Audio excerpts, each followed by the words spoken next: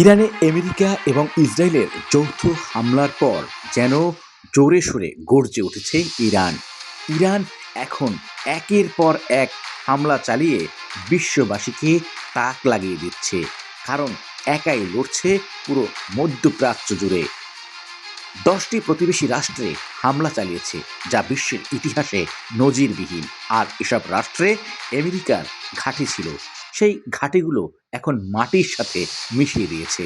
সেখান থেকে পালিয়েছে আমেরিকার সৈন্যরা, আর ক্ষয়ক্ষতি হয়েছে ব্যাপক। এই হামলার পরে অনেক সৈন্য নিহত হয়েছে, যদিও ট্রাম্প প্রশাসন এখন পর্যন্ত কোনো বিবৃতি দেয়নি যে তাদের কত সৈন্য মারা গেছে। এদিকে ইরান একের পর এক হামলা চালাচ্ছে ইসরায়েলে। ইসরায়েলের যে প্রতিরক্ষা ব্যবস্থা রয়েছে তাও এখন কাজে আসছে না, কারণ ইরানের এই মিসাইল ঝড়ের কারণে এখন তাদের প্রতিরক্ষা ব্যবস্থা যেন একেবারেই ভেঙে পড়েছে।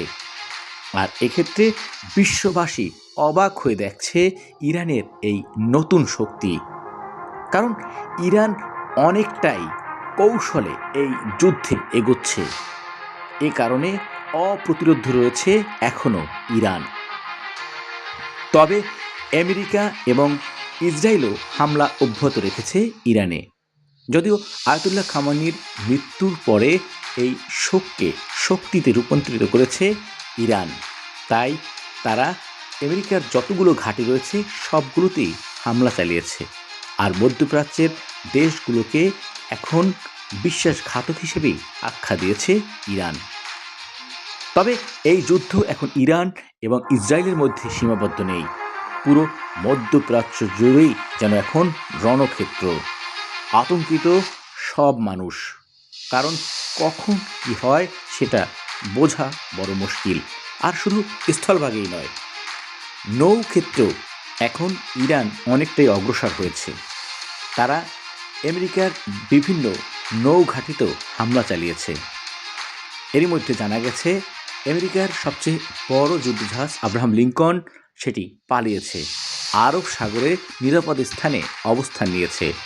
যদিও সেটিও নজরে এসেছে ইরানের, তাই যে কোনো মুহূর্তে বড় ধরনের হামলার প্রস্তুতি নিয়েছে ইরান।